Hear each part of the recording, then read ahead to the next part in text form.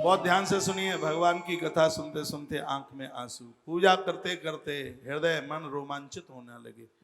समझ लो उसे हृदय में भगवान आके बैठे हैं। तो बालक वही श्रवण मिट्टी के शिवलिंग बनाते हैं, बनाते बनाते रो पड़ते हैं और उनको गंगा जी में प्रवाहित कर देता है, जलाशय में उसको प्रवाहित कर देते हैं। बड़ा लंबा समय हो चुका था, आराधना करते करते ग्रंथ में लिखा है 5100 वर्ष हो गई थी, यानी 5100 वर्ष इनको तपस्या साधना करते हुए हो गई। एक दिन भगवान शंकर ने भवानी को कहा, चलो मेरे साथ और देखो कि मेरे कैसे कैसे भगत हैं जो मेरे अलावा और कुछ चाहते नहीं। पराम्बा मैया चली, साथ में दोनों आए और आकर के कहा कि अहमेव, अरे वरदान मांगो, तुम्हें क्या चाहिए? वाच देव देवेशम मनोरथ पनादिगम। भगवान ने कहा, हम तुम्हारी तपस्या से अतिशय प्रसन्न हैं, ब्रह्म ब्रुवाद, वरदान मांगिए, तुम्हें हमसे क्या चाहिए? तो ये बालक कुछ मांग नहीं रहा था, ये पार्वती जगदम्बा मैया की तरफ तिरछी निगाह से देख रहा था। मैया को लगा कि शायद ये मेरी सुंदरता को देख रहा है।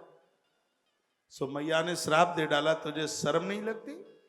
मुझे तिरछी आंख से देखता है तो मैं तुझे श्राप देती हूं कि जिस तिरछी आंख से तू मुझे देख रहा है वो तेरी आंख टपक करके नीचे धरती पर आ जाए।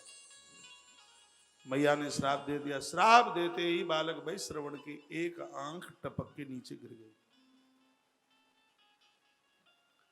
और रो पड़ा बालक भाई श्रवण।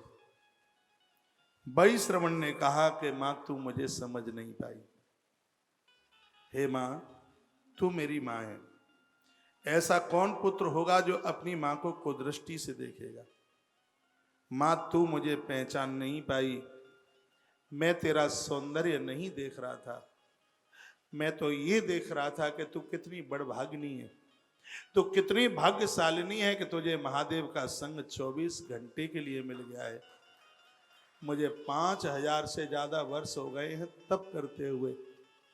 भगवान भोलेनाथ मेरे सामने कुछ क्षणों के लिए ही प्रकट हुए हैं, अभी ये चले जाएंगे। तो कितनी बड़भागिनी है कि तुझे एक लंबा साथ भगवान महादेव का प्राप्त हुआ है।